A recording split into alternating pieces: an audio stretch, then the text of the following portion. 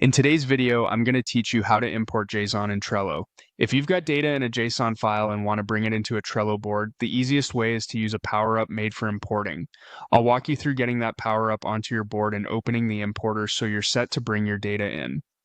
First, open Trello and head to your board's view. From there, choose the board where you want the data to land.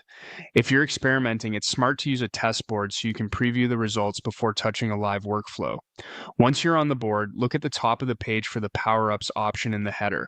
Click it to open the Power-Ups panel. If you don't see it, make sure you have permission to manage Power-Ups on this board and that you're viewing Trello in a desktop browser where the full toolbar is visible. In the Power-Ups panel, select Add Power-Ups to open Trello's directory. This is where you can search for and install new functionality. In the search bar, type Import to Board Json for Trello.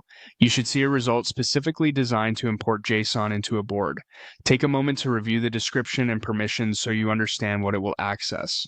When you're ready, click Add to install it on the current board. Trello may prompt you to authorize the power-up. Approve those prompts so it can run correctly. After it's added, you can close the directory or power-ups window to return to your board. Back on the board, you'll now see an option labeled Import JSON, typically within the Power-Ups area or near the board header. Click that. Doing this opens the importer interface tied to the Power-Up. From here, you're positioned to proceed with your JSON import using the prompts it provides. A few quick tips before you continue with the import process. Make a backup or use a duplicate board if the data is critical. Ensure your JSON structure matches what the importer expects to prevent errors, and be patient with larger files as imports can take a bit of time. Also note that some workspaces limit power-ups based on plan or admin controls, so you might need an admin to enable this.